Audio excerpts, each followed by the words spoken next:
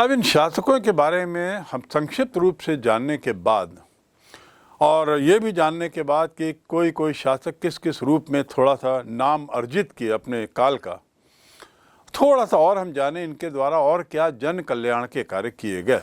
ये जन कल्याण कार्य तभी संभव होते हैं जब आप लंबे समय के लिए शासन करें। एक तो बहुत से राजा लगभग औसतन 20 वर्ष तक शासन किए और कुल मिला के ये वंश बड़े लंबे काल तक 600-700 वर्ष तक शासन किया। परिणाम स्वरूप हम पाते हैं कि छत्तीसगढ़ क्षेत्र में, दक्षिण कौशल क्षेत्र में कलचुरी राजाओं ने इस लंबे शासनकाल में काफ़ी कुछ काम किया। आर्थिक धार्मिक दशा अच्छी रखी और उसके अलावा साहित्य और कला को बहुत महत्व दिया। समाज में वर्ग व्यवस्था तो थी, अलग अलग तबके के आर्थिक रूप से समाज बटे हुए थे, लेकिन आर्थिक दृष्टि से जो राज्य था वह संपन्न था, अर्थात गरीबी का स्तर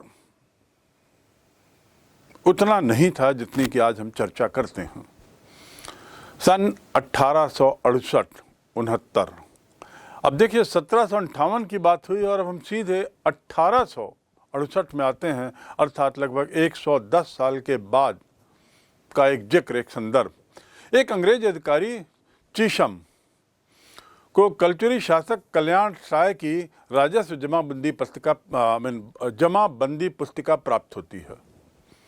राजस्व जमाबंदी पुस्तिका वह रिकॉर्ड होता है जिसमें जमीन की खरीद फरोख्त तो नहीं, लेकिन लेन देन, टैक्स और जो कर वगैरह ये सब की जानकारी उसमें लिखी रहती है। किसको कौन सी ज़मीन कितनी दी गई, कितने एकड़ है, कितने बीघा है, आदि आदि। तो ज़मीन संबंधी विस्तृत जानकारी का एक तरह से वो दर्पण होता है। तो 1868-69 में एक अंग्रेज अधिकारी को कल्याण साय की काल की वह पुस्तक प्राप्त होती है। सरल करने के लिए आपको बता दूं, ये वही वर्ष है जब महात्मा गांधी का जन्म हुआ था, 1869।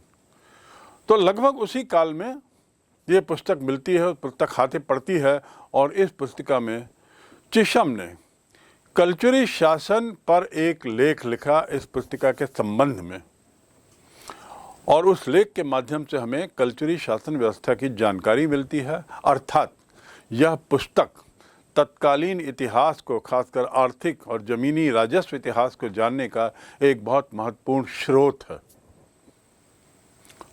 इन शासकों ने जन कल्याण के बहुत सारे काम किए। पहली बात तो उच्च कोटि की शासन व्यवस्था। हमने देखा है कि हर 20 वर्ष लगभग अधिकतर शासक 20 से 30 वर्ष शासन किए और मोटी मोटी शांति व्यवस्था वहाँ बनी रही। कहीं पर भी ऐसा हमने कोई विद्रोह या विरोध इस ढंग का हमने नहीं पढ़ा है जिसे हम चिन्हांकित कर सकें। तो शासन व्यवस्था एक अच्छी थी, उसमें राजतंत्री व्यवस्था थी, अर्थात राजा सर्वोच्च होता था, राजा स्वेच्छाचारी था और सर्वे सर्वा था। अंतिम शब्द राजा के ही माने जाते थे। उसके पास बड़ी असीमित शक्तियां थीं। दूसरे शब्दों में शक्तियां उनके पास थीं और उस पर जनता जनार्दन को कोई सवाल नहीं था, कोई विरोध नहीं था। इतनी शक्तियों के बावजूद देखा गया कि कलचुरी राजा अपने पूरे इस 600-700 सदी के काल में कभी भी अत्याचारी के रूप में नहीं कार्य किए। Power corrupts and absolute power corrupts absolutely, ये एक अंग्रेजी में उक्ति है। यहाँ पर इन लोगों के पास एब्सोल्यूट पावर था, पर ये लोग करप्ट अत्याचारी नहीं थे। इससे पता लगता है कि इनके इतने लंबे शासनकाल का कारण क्या क्या हो सकता है। इसके अलावा इन शासकों पर धर्मशास्त्रों का पर्याप्त अंकुश था। यद्यपि ये लोग असीमित शक्तियों के साथ कार्य करते थे, लेकिन धर्म उससे ऊपर था। धर्म का एक बंधन था, एक अंकुश था। राजा स्वयं परामर्श करता था लोगों से और उसमें राजगुरु और मंत्री होते थे।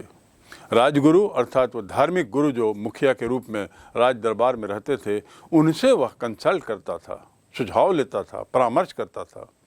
और परिणाम क्या होता था कि राजा कभी यदि कुमार्ग, गलत मार्ग की ओर जाने का सोचे तो ऐसे परामर्श के परिणाम स्वरूप वो लोग गलत मार्ग में जाने से अपने को रोकते थे। उन पर एक तरीके का बंधन था, बंदिश थी। साथ ही कलचुरी शासकों ने शिक्षा के लिए मठों का लगातार निर्माण कराया। हमने पूर्व में जाना है कि कितने शासक एक के बाद एक मठ बनाते चले गए। ये मठ शिक्षा के केंद्र थे और बहुत से मंदिर भी शिक्षा के केंद्र थे जो तालाबों के किनारे बने रहते थे, जहाँ पर गुरुकुल स्तर की शिक्षा दी जाती थी और पंडित लोग अपने शिष्यों को धार्मिक शिक्षा देते थे। इन शासकों ने प्राकृत भाषा के कवियों को भी राजाश्रय प्रदान किया, जिसका जिक्र पूर्व में किया जा चुका है। आप लोग जानते हैं कि कैसे प्राकृत भाषा के कवियों को बड़ा ऊंचा स्थान यहाँ पे दिया गया। एक जिक्र और आया है वीरा मंदिर का पूर्व में, जो रतनपुर की पहाड़ी में है। उसमें प्राकृत भाषा में लिखा शिलालेख मिला है। शिलालेख अर्थात मैं पुनः बता दूं, पत्थर में लिखा हुआ, पत्थर में खुदाई करके कुछ बातें लिखी गई हैं, ये प्राकृत भाषा में है। इन शिलालेखों से मालूम पड़ता है कि समाज में स्त्रियों का स्थान उच्च था, अर्थात शिलालेखों में स्त्रियों के बारे में अच्छी बातें लिखी गई हैं, उनको एक अच्छे ओहदे पर रखा गया है। तो दूसरे शब्दों में तत्कालीन समाज अपने समय की महिलाओं को इज्जत से देखता था, प्रतिष्ठा से देखता था और उन्हें उच्च स्थान देता था। राज परिवार की नारियां जैसे ननल्या, अलहरण देवी, लाछानी देवी, ऐसे कुछ लोगों का नाम भी इन शिलालेखों में आता है जो राज परिवारों से जुड़ी हुई थी। कलचुरी शासकों ने धर्म के मामले में जहां अपने पर अंकुश लगाए रखा, वहीं दूसरी ओर वे लोग बड़े धर्मनिरपेक्ष भी थे। धर्मनिरपेक्षता से हम आज जो अर्थ समझते हैं, विभिन्न धर्मों की बात करते हुए, हिंदू धर्म, ईसाई धर्म और इस्लाम धर्म, सिख धर्म, तत्कालीन समाज में हिंदू धर्म में जो अलग अलग रूप थे, जैसे शैव, वैष्णव, जैन, बौद्ध, इनके जो अनुयायी थे, इनको शासन या सत्ता ने समान दृष्टि से देखा। उन्हें सबको बराबर का संरक्षण दिया। किसी तरह का उनके साथ भेदभाव धर्म के नाम पर या उनके किसी विशिष्ट उसके फॉलोअर होने के नाम पर भेदभाव नहीं किया।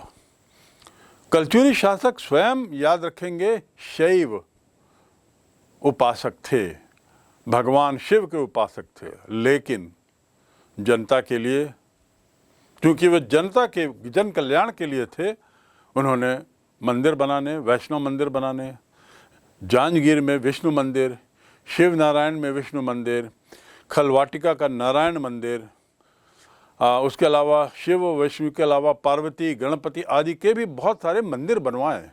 इससे ये साबित होता है कि उन्होंने अपने धर्म को सर्वोपरि नहीं रखा, बल्कि सभी धर्मों का समान स्तर पर सम्मान किया। अन्य धर्मों के अनुयायियों के लिए भी धार्मिक स्थल का निर्माण किया। 6वीं शताब्दी से बौद्ध धर्म छत्तीसगढ़ में स्थापित हो गया था। राजधानी सिरपुर, आपने सिरपुर का नाम सुना होगा, रायपुर से मात्र करीब 80 किलोमीटर दूर। वहाँ जो खुदाई में जो मिली हैं पुरातत्व भवन और अन्य सामग्री, वे सबको आश्चर्यचकित कर देती हैं और ये साबित करती हैं कि छत्तीसगढ़ किसी समय में बुद्ध धर्म का एक अच्छा क्षेत्र रहा होगा। इसकी राजधानी सिरपुर इसका केंद्र ही थी। साथ ही जैन तीर्थंकरों की भी मूर्तियां मिली हैं। जैन तीर्थंकर अर्थात जैन धर्म के जो भगवान हैं, उनके महावीर भी उसमें से एक तीर्थंकर हैं। तो जैन धर्म के जो तीर्थंकर हैं, उनकी भी मूर्तियां छत्तीसगढ़ के विभिन्न क्षेत्रों में पाई गई हैं। कलचुरी शासकों ने न केवल अनेकानेक मंदिर, धर्मशालाएं, मठ आदि का निर्माण किया, भवनों का निर्माण किया, बल्कि उसकी गुणवत्ता पर भी उन्होंने नज़र रखी। इस मंदिरों की, इन निर्माणों की जो कारीगरी है वो बड़ी विशिष्ट है, विशेष छटा दिखाती है। इस काल में मल्हार, आरंग, राजिम, रायपुर, खैरागढ़, रतनपुर ये शिक्षा के महत्वपूर्ण केंद्र माने जाते थे। कलचुरी शासक महादानी थे, प्रतापवीर होने के अलावा दानवीर भी थे। सूर्य ग्रहण, चंद्र ग्रहण, मकर संक्रांति, अक्षय तृतीया आदि धार्मिक त्योहारों में वे ब्राह्मणों को दान देने से पीछे नहीं हटते थे। साथ ही साथ भूमि दान भी करते थे। इसकी जानकारी हमें कई ताम्रपत्रों से मिली है। अब एक और बात, बड़ी अहम बात, आपने व्हेनसॉन्ग का नाम सुना होगा। व्हेनसॉन्ग एक चीनी यात्री जो भारत आया था और आज से करीब 1500-1600 वर्ष पूर्व भारत आता है, और जो क्षेत्रों में वो जाता है वहाँ के बारे में विस्तार से लिखता हुआ वो वापस चीन चला जाता है। तत्कालीन इतिहास पर बहुत अच्छा प्रकाश उसकी पुस्तक से मिलता है। चीनी यात्री व्हेनसॉन्ग 7वीं सदी में सम्राट हर्षवर्धन के काल में आता है, 606 से 647। सम्राट हर्षवर्धन कहाँ शासन करते थे? कन्नौज एरिया में, उत्तरी भारत में, उत्तर प्रदेश के उत्तरी हिस्से के आसपास के क्षेत्रों में सम्राट हर्षवर्धन का शासन था। उनके काल में वो आता है। व्हेनसॉन्ग को यात्रियों का राजकुमार कहा गया है। इतना बढ़िया टूरिस्ट था, यात्री था, पर्यटन का इतना शौक था उसको कि उसे यात्रियों का राजकुमार और नीति पंडित कहा जाता है। उसने अपने ग्रंथ सीयूकी में तत्कालीन उस समय की राजनीतिक, सामाजिक और बौद्ध धर्म के विषय में विशेष रूप से प्रकाश डाला है, और उसकी पुस्तक में दिए गए संदर्भ बड़े प्रामाणिक माने जाते हैं। 639 में दक्षिण कौशल की ओर आता है।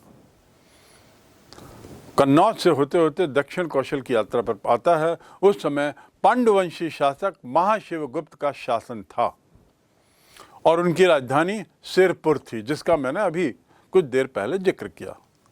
बौद्ध धर्म की राजधानी एक तरीके से कहना चाहिए सिरपुर थी, और वहाँ उस समय महाशिव गुप्त का शासन और व्हेनसॉन्ग का आना 639 में। ये हर्षवर्धन का, जैसे मैंने बताया, समकालीन था महाशिवगुप्त। और जहाँ तक दक्षिण कौशल की बात है, महाशिवगुप्त का काल छत्तीसगढ़ में स्वर्ण काल माना जाता है।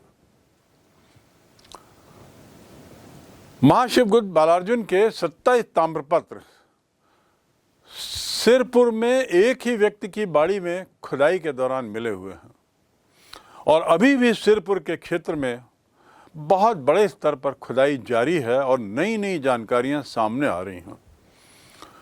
मैं तो बल्कि आप लोगों से ये अनुरोध करूंगा कि जो लोग सिरपुर नहीं गए हैं वो अवश्य जाएं और देखें कि इतिहास कैसे निकाला जाता है, कैसे खोदा जाता है, इतिहास कैसे प्रामाणिक किया जाता है और कितना प्रासंगिक रहता है।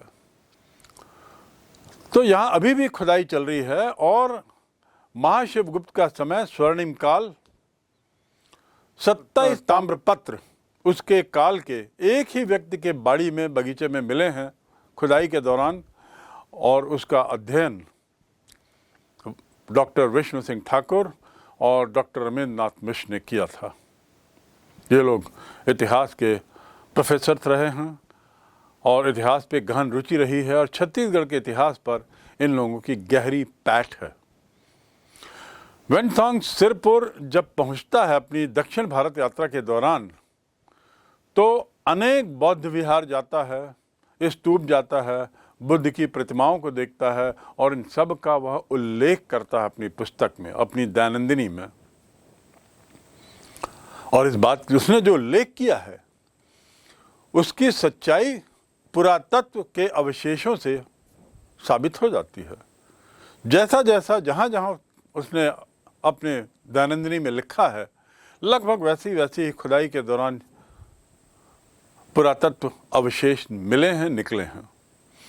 वेनसांग ने जो लिखा है उससे पता चलता है कि भगवान बुद्ध ने लगभग 2500 वर्ष पूर्व दक्षिण कौशल की यात्रा की थी, अर्थात राम, सीता, लक्ष्मण इनके चरणों से भी छत्तीसगढ़ धन्य हुआ है। और उसके अलावा गौतम बुद्ध भी यहाँ आए हैं।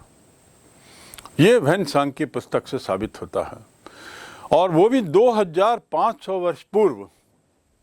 और उन्हीं की यात्रा के बाद से यहाँ पर बौद्ध धर्म की शुरुआत मानी जाती है, अर्थात यहाँ का बौद्ध धर्म, सिरपुर का जो बौद्धिक पृष्ठभूमि है वह करीब 2500 वर्ष पुरानी मानी जाती है। नेपाल का जो साहित्य है, बौद्ध साहित्य, वहाँ के बहुत लोग बुद्ध धर्म के अनुयायी हैं, उसमें भी यहाँ के क्षेत्र का उल्लेख मिलता है। और उससे पता चलता है कि एक समय भगवान बुद्ध जटावन में निवास कर रहे थे, तभी उत्तर कौशल के शासक प्रसन्नजीत और दक्षिण कौशल के शासक दोनों संघर्षरत थे। इस लड़ाई का जिक्र भी, दोनों के बीच के संघर्ष का जिक्र भी नेपाल के बौद्धिक साहित्य में मिलता है, जो संस्कृत में है। बुद्ध उत्तर कौशल के नरेश से मिलते हैं, जिसका नाम प्रसन्नजीत मैंने बताया, और उनसे अनुरोध करते हैं कि युद्ध बंद करें, शांति स्थापित करें। उनकी नज़र में दक्षिण कौशल का शासक संभवतः युद्ध का कारण नहीं था, इसीलिए उन्होंने उत्तर कौशल के नरेश से अनुरोध किया होगा और उनसे विनती की कि युद्ध और शांति बनाए रखने का प्रयास करें। इसका जिक्र नेपाल के संस्कृत वर्षन में, बौद्ध साहित्य में मिलता है। वेनसांग ने यह भी लिखा है कि दक्षिण कौशल की राजधानी के दक्षिण में थोड़ी दूरी पर एक प्राचीन संघाराम है, जिसके समीप सम्राट अशोक ने एक स्तूप बनवाया, और इसी स्थान पर बुद्ध ने एक सभा भी आयोजित की थी। अर्थात बुद्ध की सभा तो पहले हुई होगी, उस सभा की याद को अमिट बनाने के लिए सम्राट अशोक ने, जो स्वयं बुद्ध के अनुयायी बने, उन्होंने वहां पर एक स्तूप बनवाया। गौतम बुद्ध जब इस क्षेत्र में आते हैं जहां स्तूप बना है, तो ऐसा माना जाता है कि उन्होंने वहां पे शांति का अनुरोध किया होगा, और संभवतः इस संघर्ष की जानकारी ने उन्हें यहाँ पे आने के लिए प्रेरित किया होगा, ताकि शांति बहाल की जाए। वेनसांग ने कुछ और बातें भी इस क्षेत्र के बारे में लिखी हैं। वो कलिंग होते हुए दक्षिण कौशल आता है। देखिए कलिंग कहाँ है, दक्षिण कौशल, और कलिंग मतलब वर्तमान उड़ीसा। और वहीं सम्राट अशोक ने प्रसिद्ध कलिंग युद्ध किया था, जिसके बाद उसका हृदय परिवर्तन होता है और वह निश्चय कर लेता है कि युद्ध विजय के बदले अब धर्म विजय का अनुयायी बनूं, और युद्ध विजय को तिरस्कृत करके वह धर्म विजय के मार्ग पर बढ़ चलता है, गौतम बुद्ध का अनुयायी बनता है, और इस प्रकार सभी जगह स्तूप आदि बनाता है। उसी कलिंगा क्षेत्र से वेनसांग भारत आते हैं, वह दक्षिण कौशल आते हैं। साथ ही उसने लिखा है कि यहाँ के राजा क्षत्रिय और पांडव वंशी हैं, और साथ ही लेकिन बौद्ध धर्म का बहुत आदर करते हैं। वेनसांग की इस यात्रा को लेकर कुछ और बातें भी कुछ विद्वानों द्वारा कही जा रही हैं, कुछ अन्य दावे भी हैं। विभिन्न विद्वानों ने अलग अलग स्थानों से उसके नाम को जोड़ा है। रतनपुर के विषय में जो दावा है कि रतनपुर में विशाल बौद्ध विहार आदि नहीं पाए गए हैं, तो मल्हारपुर का दावा कि यहाँ उत्खनन में बौद्ध मूर्तियाँ विहार पाए गए हैं। ऐसे कुछ अलग अलग विचार हैं और उस पर अभी अंतिम निष्कर्ष निकलना बाकी है। आने वाले समय में जितने ज़्यादा पुरातत्व अवशेष मिलेंगे उससे बातें और स्पष्ट होंगी। सिरपुर या मल्हार, इन दोनों स्थानों में सही प्रामाणिक स्थिति उसी समय मानी जा सकेगी जब पूरी तरह से उत्खनन हो जाए। सम्राट अशोक का बौद्ध स्तूप यदि प्राप्त होता है, क्योंकि भगवान बुद्ध के इस प्रकार के यात्रा स्थलों पर अशोक ने बहुत से स्तूप बनाए थे, अतः स्तूप खोजना और स्तूप का वहां मिल जाना, इन दोनों स्थलों पर इस दावे को प्रमाणित करेगा कि न केवल यहाँ पे स्तूप बनाए गए थे अशोक के द्वारा, बल्कि इन स्थलों पर गौतम बुद्ध के पद चाप पड़े थे। इस तरह छत्तीसगढ़ अंचल में बौद्ध धर्म का अभ्युदय हम मान सकते हैं कि करीब 6वीं 7वीं सदी में हुआ है, अर्थात महात्मा बुद्ध के आगमन के पहले, आगमन के साथ ही हो गया था। देखिए, गौतम बुद्ध का काल जो है 6वीं 7वीं ईस्वी पूर्व, अशोका काल 300 ईस्वी पूर्व। इतने पूर्व के काल में बुद्ध धर्म का आना, गौतम बुद्ध का यहाँ आना, इस बात का प्रमाण है कि दक्षिण कौशल की खुशहाली, दक्षिण कौशल की स्थिति, दक्षिण कौशल क्षेत्र की जानकारी उत्तरी क्षेत्रों में भी लोगों तक थी।